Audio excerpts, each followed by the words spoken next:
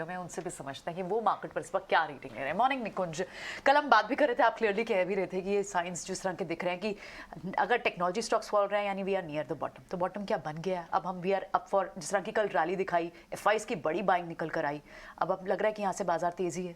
नहीं, बॉटम की तो अभी इंडिया में बात ही नहीं चल रही है। अभी तो बात हो रहा है कि हम क्या नया टॉप बनाएंगे। हाँ। तो जो हम बात कर रहे हैं कि मार्केट में बॉटम बना है, हम ये यूएस मार्केट की बात कर रहे हैं। Context of that. पर यूएस मार्केट के अंदर भी देखिए 13-14% का उछाल आया अक्टूबर के अंदर, और 13-14% का उछाल जो आया, ये मुझे बोला है, मैं डेटा सुबह देख रहा था, ये पिछले 20 साल का सबसे बड़ा मंथली उछाल है। तो एक कमाल की बात है कि जहाँ हम फेड की बात कर रहे हैं, क्रूड की बात कर रहे हैं, डॉलर इंडेक्स की बात कर रहे हैं, करेंसी वीकनेस की बात कर रहे हैं, मार्केट आपको और कुछ बार बार बता रहा है। रिस्क ये हो सकता है क्योंकि मार्केट इतना इस समय एक तरफा चला है, और फेड अगर आकर के बार बार इसी बात को बोलता है कि भैया हमें इन्फ्लेशन को लेकर के चिंता नहीं, बहुत ज़्यादा चिंता है और मार्केट गिरेगा, और हम ग्रोथ को कॉम्प्रोमाइज़ करेंगे मगर इन्फ्लेशन को नीचे लाएंगे, तो हो सकता है तो इस प्रकार का जो मार्केट में अपटिक आया ग्लोबल मार्केट में, उसमें थोड़ी सी गिरावट आए। तो जो फेड का जो इवेंट रहेगा इस समय, वो मार्केट मूविंग इवेंट, एक प्रकार का स्विंग इवेंट हम जिसे बोलते हैं, वह होगा। हिंदुस्तान देखिए एक अलग ही प्लेन पर जा रहा है। आप 3% ऑल टाइम हाई से अलग है। आपने ऑल टाइम हाई कब बनाया था? आपने ऑल टाइम हाई बनाया था सेम टाइम लास्ट ईयर, अक्टूबर 2021 के अंदर। उस समय दुनिया अलग थी, इन्फ्लेशन को लेकर के चिंता नहीं थी, क्रूड को लेकर के चिंता नहीं थी, एफआई का फ्लोज आ रहा था, मार्केट कोविड के झटके से इकॉनमी निकल रही थी, कमोडिटी प्राइसेस मैनेजेबल थे, अर्निंग्स आउटलुक अलग थी। मगर मार्केट अगर दोबारा ऑल टाइम हाई बना रहा है तो यह एक काबिल तारीफ की बात है। और इस समय ऐसा नहीं है कि बहुत धड़ाले से ग्लोबल लिक्विडिटी आई है या ग्लोबल मैक्रो कंसर्न्स नहीं है। यह मार्केट आपका इसलिए ऊपर जा रहा है बिकॉज अब विद ईच पासिंग डे एक बात पूरी तरह से स्पष्ट हो रही है, जो मैं टर्म काफ़ी समय से बोलता हूँ, सारे जहाँ से अच्छा हिंदुस्तान। हर महीने में अगर आप देखें तो इंडियन इकोनॉमी को इस समय बेनिफिट हो रहा है। चाइना में जो हो रहा है, यूएस में जो हो रहा है, यूरोप में जो हो रहा है, रशिया में जो हो रहा है। तो आप एक हिंदी में हम कहावत बोलते हैं ना जी, एक इंडियन इन्वेस्टर के लिए अभी जो है, जो पांचों उंगली घी में है और सर कढ़ाई में है, वैसा मामला है।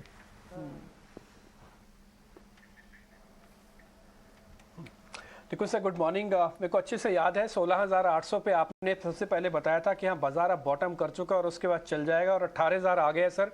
मैं आपको बहुत बहुत बधाई दूंगा, और आप उन मार्केट पढ़ने वाले लोगों में से हैं जिन्होंने 16,800 पे ये जज करके बताया कि भारत अलग से चलेगा। सर मेरा क्वेश्चन ना अब यहीं से शुरू होता है।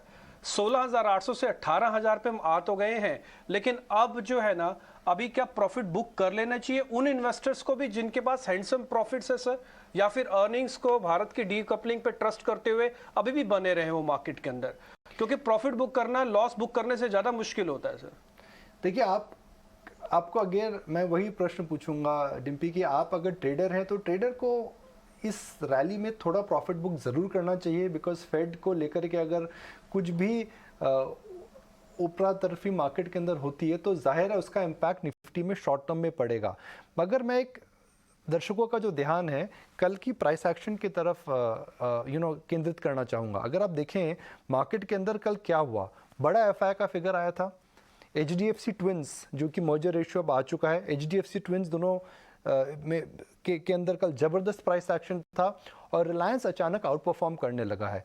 तो जो कल प्राइस एक्शन था वह बड़े विदेशी संस्थागत निवेशकों ने उसको सपोर्ट करा और बड़े शेयर उन्होंने लिए, और जब बड़े शेयर हम लेते हैं डिम्पी तो एक प्रकार का नया ट्रेंड चालू होता है।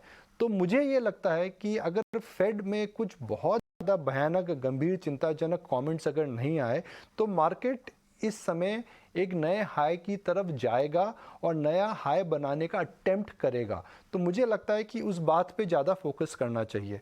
सेकंड, मैं आपको एक एग्जांपल देता हूँ डिम्पी। सुमो रेसलर को आपने देखा है डिम्पी? सुमो रेसलर जब है वह धीरे चलता है, मगर जब चलता है तो हाई इम्पैक्ट से चलता है, और मेरे हिसाब से मार्केट में वह भी सुमो रेसलर जो है वो HDFC ट्विंस हैं और वो रिलायंस है। और ये अचानक इन्होंने कल एक प्रकार की जो हम कहते हैं कि रफ्तार पकड़ी है, और जिसको नज़रअंदाज नहीं करना चाहिए।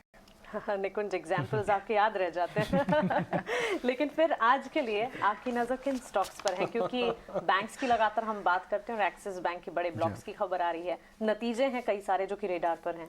एक्सिस बैंक के नतीजे बहुत अच्छे आए थे और नतीजों के बाद बैंक में हमने एक तरफा मूव देखा था। दिवाली के पहले नतीजे इनके आए थे। एक्सिस बैंक जो है काफ़ी पोर्टफोलियोज में अंडरवेट है, बिकॉज अक्सर बैंक्स जो ओवरवेट स्टॉक्स हैं पोर्टफोलियोज में वो HDFC बैंक है, ICICI बैंक है, स्टेट बैंक ऑफ इंडिया है। मगर एक्सिस बैंक के अंदर जहाँ पर अच्छे नंबर्स आए थे उसके बाद एक सप्लाई डिमांड में पैटर्न चेंज हुआ था। अचानक सप्लाई कम थी, डिमांड ज़्यादा आ रही है। बीन कैपिटल्स के अंदर अपना जो हिस्सेदारी है वो कम करने वाला है, पूरा नहीं बेच रहा है, अपनी हिस्सेदारी कम कर रहा है। तो अचानक क्या होगा शॉर्ट टर्म में, इसकी वजह से सप्लाई डिमांड का जो मिसमैच था वह फिल हो जाएगा। तो सप्लाई है 1.5% इक्विटी की, 1.25% इक्विटी की, Yes. काफ़ी बड़ी इक्विटी है। तो जो बड़ा संस्थागत निवेशक है एक डिस्काउंट पर शेयर खरीद रहा है।